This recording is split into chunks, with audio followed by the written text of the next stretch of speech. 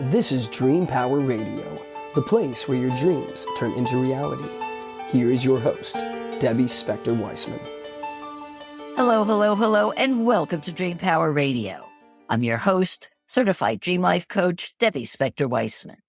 This is the place where we talk about dreams, both daytime and nighttime dreams, and how you can use them to make the internal shift to a life you love and rediscover the truth of who you really are. When's the last time you said to yourself, or maybe shouted out to the world, why do bad things always happen to me? Or perhaps the opposite. When is something good going to come into my life? Was it this morning, last week, last year, maybe your entire life? It's only natural to have felt this way at some point in your existence. Bad things do happen to all of us, whether it's a major trauma like abuse, physical injury, or events like romantic breakup, financial issues, or family conflict. When these things happen, we can feel miserable and often take on the role of victimhood. Believe me, I've been there too. Way back before I knew better, I can remember a time when I relished playing the victim. There was one specific time I can recall when I went through a 2-week period documenting negative thing after negative thing. And mind you, these weren't catastrophic events, just little bumps in the road of running a business that I took personally. They had the result of convincing me that the world was conspiring against me, that I'd never again feel like I was on top of the world. Oh, what a pity party it was. Thankfully, those days are behind me, I hope. And if you've never suffered trauma or felt like a victim, then I salute you and hope you're in gratitude every day for the royal flush that life has dealt you. Those of you who do relate to this, however, have probably come here to seek insights into victimhood and ways to end that suffering feeling. After all, when you go through life playing the victim at every turn, it becomes a problem that will ensure you never live your dream life. And nobody wants that, right? And yet my guest today, author, coach, and speaker, Debbie Weiss, found herself in that exact position. She could cite valid reasons why she deserved to be in the Victimhood Hall of Fame, and why she lived most of her life feeling unworthy, overlooked, and dissatisfied. That is, until she had an aha moment that made her realize that acting like a victim wasn't getting her anywhere. She turned things around and transformed herself into the leader and mentor she is today. How she did it is the subject of her memoir called, On Second Thought, Maybe I Can. We're going to speak to her about the book and how you can learn from her experience, lose your victimhood status, and take charge of your own life. And with that, welcome to Dream Power Radio, Debbie. Oh, thank you so much. I'm very excited to be here. And that intro was just amazing, honestly. It reminded me of my journey. And I love that I was in the Victimhood Hall of Fame. I'm going to steal that from you. I tell you, Debbie, so much of what you wrote about resonated with me, like I said in the intro, because it did remind me of the many issues that I've dealt with and how I felt like a victim and how it actually did hold me back for so long. And I know that I'm not alone in this. So why do you feel, though, that many people find themselves lapsing into a victimhood mentality? I didn't even know that it had a name, to tell you the truth. It took me half my life to realize that that was my mindset and that was the thing that was holding me back because, like you said, life does throw curveballs at us all the time. And especially when we play that comparison game, oh, look at their life. They don't have as many curveballs. Why me? It's very easy, especially nowadays, obviously, with social media. It wasn't like that when we were growing up, but it's very easy to slip into that mindset. It is. And I think social media only magnifies the issue. But like you said, you had reasons to feel like a victim without social media being around. I felt the reasons to feel it. So I think social media just makes it much worse because you're only seeing the positive side of people. You're not seeing all the issues that they're dealing with. That is so true. You're very open in your book that you struggled with your weight while you were growing up. What secondary issues came about because of your feelings about your weight? Yeah, so not just growing up, even today, it's a lifelong issue. And when I was growing up, It made me feel like I was less than and not worthy and something was wrong with me. And why couldn't I control this? And I remember thinking this, my earliest memory is honestly in preschool, feeling that way. And when I look back at pictures of myself, I think I was a little chubby girl. I wasn't 300 pounds at 5 years old, but that's how I felt. And the secondary issues were low self-esteem, no self-confidence, didn't ever want to be seen because I just knew that I would be judged at how I looked, how I looked, because everybody used to say, "Oh, she has such a pretty face." Well, what does that mean? Like, it's such a shame. Such a shame she doesn't have the body to match that face. Right. So you were getting it all over, you were getting it from other people, then you internalized that in yourself then. Oh, absolutely. Absolutely. It it ruled my life. It led my decision making. Anything to put myself out there was definite no-no. And that held me back through adulthood. And your feeling that you had to say no to things because you were so self-conscious about your weight really did have that negative effect on you. Yeah, I was a person who I was afraid to go into a store or a deli or whatever back then and order something. I didn't want to speak up. My brother is 4 years younger. And there I was at 15 and he was 11. And he had no problem walking in and addressing anyone. And I would beg him to do things like that for me because I was too afraid. And you also did something that I think many people who feel like a victim do, which is blame others. In your case, it was your parents and primarily your mother. Is this what most people who have a victim mentality do? Criticize others for their situation? Absolutely. Because it's so much easier, right, to look outside of yourself than inside. And not that these things happen, but it's how we respond to them. That's really the key to our life. And I was letting those comments, whatever they were saying, reflect back on me, internalizing it and listening to their messages instead of saying to myself, it doesn't matter what somebody else thinks of me. I know myself. And if I listen to what they say, which is what I did, I will live this very small life. And over time, as I did gain confidence, I don't think that I lived a terribly small life, but certainly, as you said in the intro, was it my dream life? Yeah, I guess parts of it, but not really. It wasn't really who I wanted to be. And I'm still figuring that out, but at least I'm trying to figure it out now, right? And that's part of the excitement and the journey. Right. And you just touched on something I think I'd like to emphasize a little bit. When things happen, even when we feel like a victim, it doesn't totally destroy our lives. It doesn't really make us into nothing. We can have what we would call, quote, perfectly normal lives, go to school, have friends, have jobs, get married, have kids, do everything. But then there's that feeling that something's missing. Is how you felt? Yeah, that is how I felt. When I think about my dreams of when I was a little girl, I mean, I wanted to get married. I always wanted to be a mom. That was a big thing for me. As a little girl, I wanted to be a teacher. And that's how I envisioned my quote unquote perfect life. I was going to get married at 27 and I was going to have my first child at 29. I had the whole little scenario mapped out. It didn't quite go that way, but I did get married and after a lot of infertility struggles, did have two sons, a decade older than my plan, but that's okay.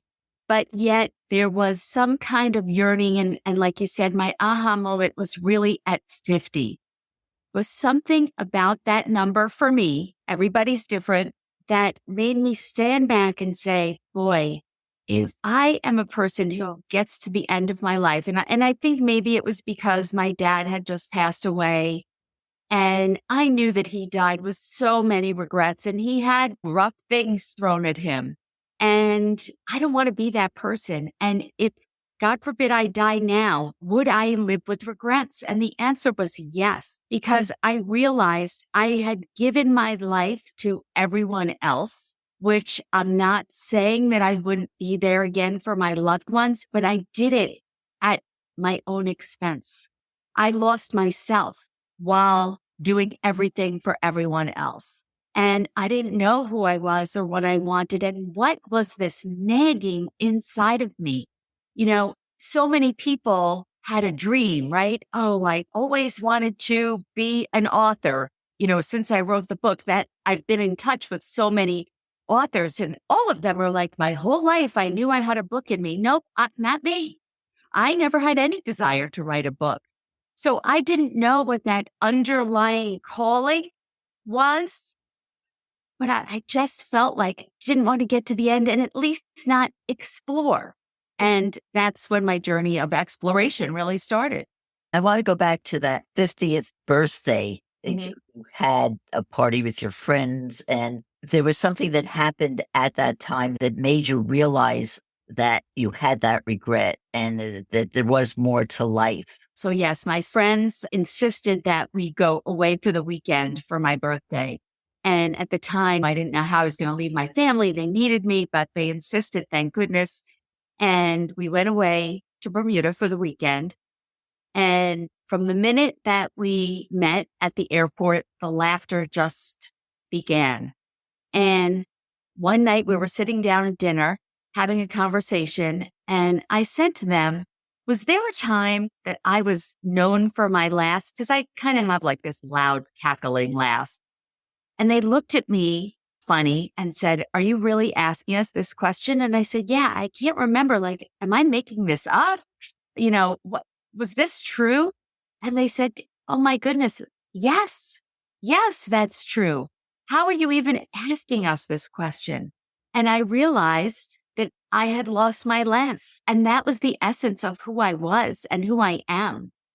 And it was probably 30 years since that laugh defined me.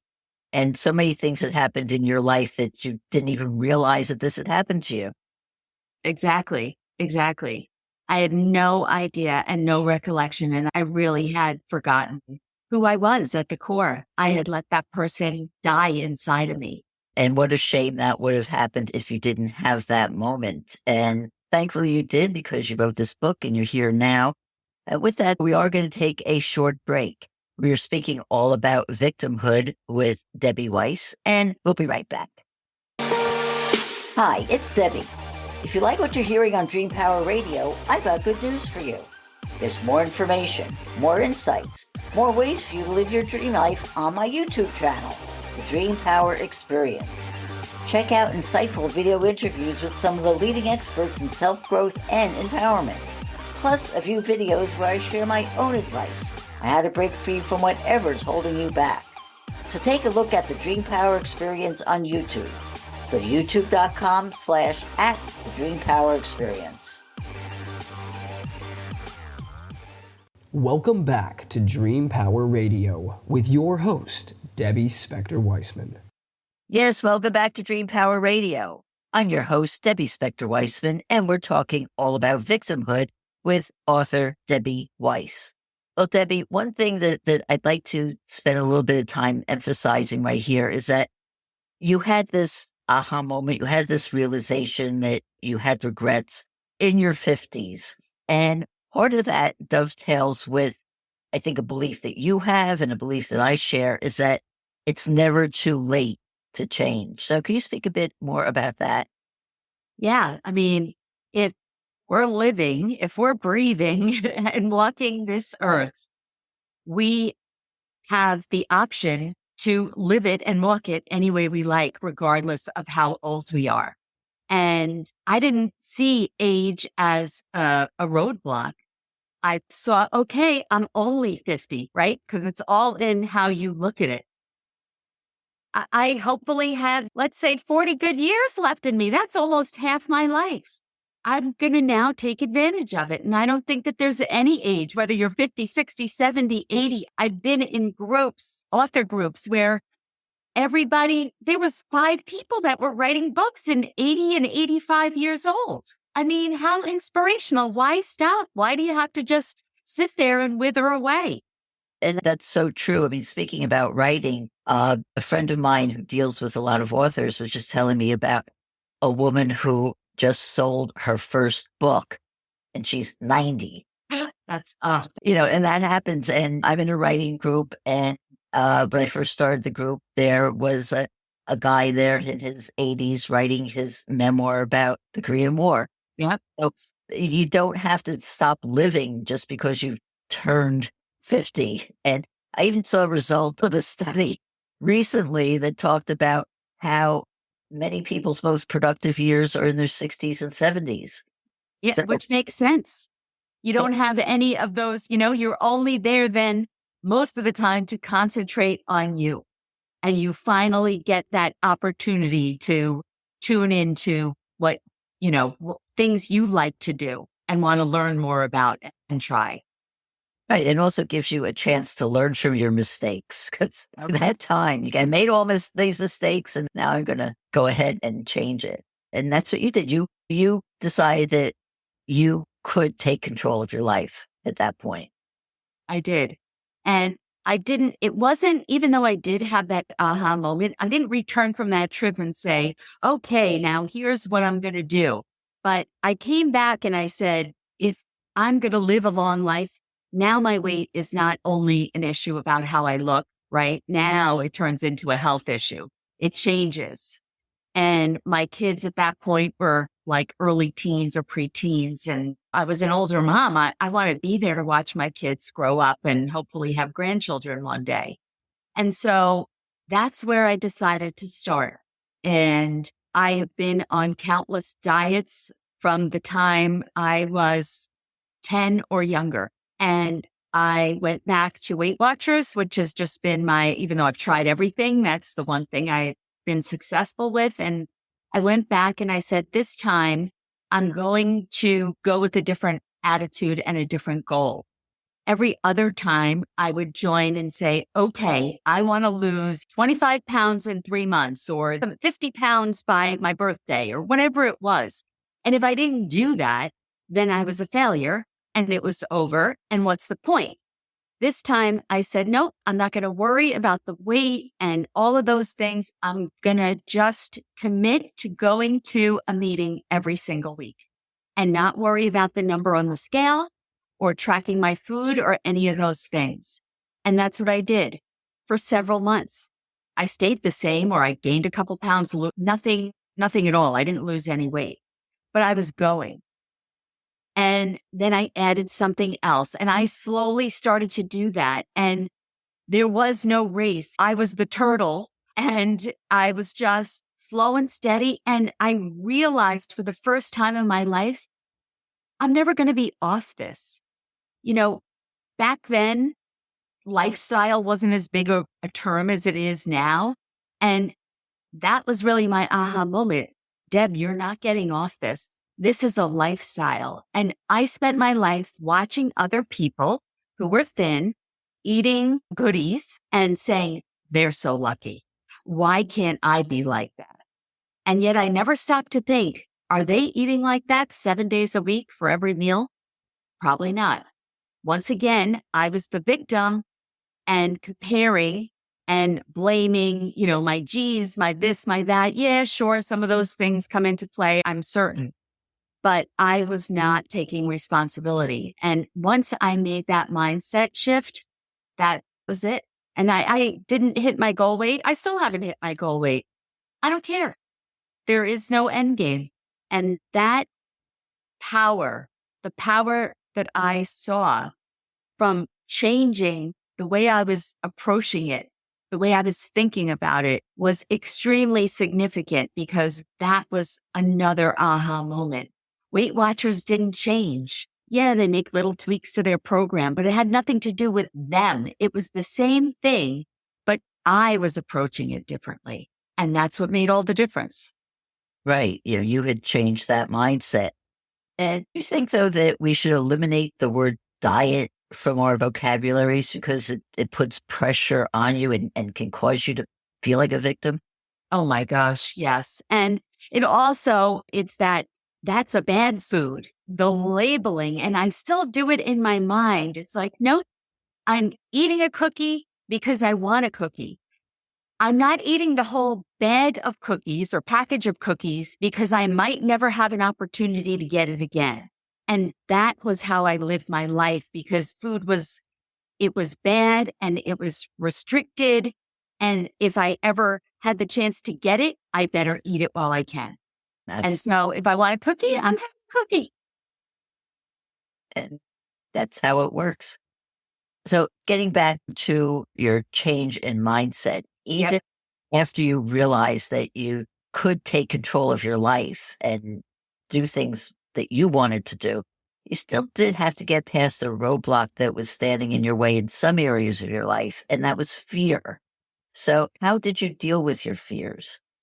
I knew that fear had stopped me so many times. And certainly that fear of being seen and being judged it's been a lifelong fear, and it still was showing itself. I had been very involved in my synagogue, very small synagogue, for, about 10 years. And I was set to be president, but the president had to make speeches. Well, that meant I would have to stand up in front of 150 or 200 people and be judged for what I looked like, for what I said. What if I wasn't good enough? I had so many fears around it. And when I agreed to be vice president, which there's kind of like, succession, right? Which would mean if you agree to be the vice president, then next you're going to be president. I said, I'm only taking the job if you understand I am not committing to being president. That whole year leading up to the time where I knew they were going to ask me to be president, I had internal arguments with myself and said, I don't remember, like 55 years old, and you are still allowing fear to stop you. Fear of standing up there and speaking, but I also had fear of, what if I didn't run a board meeting appropriately? What if I did a bad job? All of those things. And in the end, I said to myself, you will never know. You will regret this, because this is a challenge for you, and you're getting up to the challenge and you're turning your back and you're walking away because you're scared. And I knew that that was something I would look back on with regret. And so I said, yes. Then you did it. And I did it. And I stood up there and I was shaking like a leaf that first speech, and I had no saliva in my mouth. And I started giving this speech, and it was, it was personal. Started with personal story. And one of the stories that it was in the speech was something about my father. My father had already passed away at that point, and I had practiced the speech many, many, many times. But standing there, looking out into the audience, the congregation, and seeing everyone looking back at me, when I told the little part about my dad, I got choked up and I had to stop. And of course, now in my mind, I'm panicking. But yet I looked out and I saw that everybody had their eyes on me, that they were there with me, that they were feeling my emotion because I saw their emotion, my emotion reflected back in their eyes. And it was so powerful. And when they laughed when I wanted them to, and afterwards, I got such amazing feedback that I felt so empowered, really. And that was the jumping board for saying, I can do this. And I do have something to say, and people will listen, and I can affect them and affect their thinking maybe with my words. And that's where I realized that that's what I want to do. And I never in my wildest dreams would have ever thought that that's where my future would take me. I tell you, isn't that the funny thing about fear? I mean, my favorite acronym about it is, fear, false events appearing real, that you just automatically assumed the worst, that you would get up there and just have a complete fall. and didn't even stop to think that, no, you could get up there and be very effective and that you were able to conquer that. That's a life-changing moment for you. Oh, my goodness. I really, it was. And that whole 2 years of my presidency was as well, because there was a lot of challenges at the time in the congregation. And I can look back and say, I'm really proud at how I handled it. And that gave me the confidence to move forward, to make me realize, you know what? You can handle a lot more than you think. And you are more than capable. And it's just like anything, each success that we have, each time that we push past a fear, that does it. It fuels us. It builds our confidence. And that's when I started to realize that playing small is getting up to that fear, getting to that decision point and letting fear rule us and turning around and saying, no, no, no, I can't do. But when you push past and push through the fear, that's where your life lies on the other side of that. Absolutely. You also talk in your book about your reluctance to even write the book because you felt like you were just a, quote, ordinary person. As if that's a bad thing to be, which I definitely think Yeah. that. So what made you realize that being ordinary made you the perfect person to write a book like this? Well, I had a lot of conversations with a lot of different people over it. And what made me, in the end, think to myself, and I'm going to add something to that. The other thing that kind of goes along with that is, as I said, I've never dreamed of being a writer. I'm a numbers girl. I'm a CPA, I'm an insurance agent. I don't write. And I was afraid that who would want to read this immature writing, that I don't know the rules of writing and I don't know all these things. And in both cases, I realized, well, what would I want to hear? What could I relate to? Thankfully, I can't relate to being the victim of abuse or terrible crime or some awful thing, luckily. But yet the majority of us just had these ordinary ups and downs. And so that's the person I can relate to. And quite frankly, reading the literary greats, it's not really what I would choose to read. So why aren't there other people out there who have those same kinds of feelings? There must be, right? I'm not alone. And that is what made me realize you do have something to say, whether you don't write it as according to the rules of the literary greats. And my ordinary, quote unquote, ordinary life are things that people can relate to. And that's when I think you get the most value, is reading or hearing something that you can see yourself in those stories. Very much so. Well, Debbie, how can people find out more about you and your work? My website, which is DebbieRWeiss.com. The R is very important. Otherwise, you get a realtor in California. Wonderful. Well, thank you for being on Dream Power Radio today. Well, thank you so much for having me. I really enjoyed it.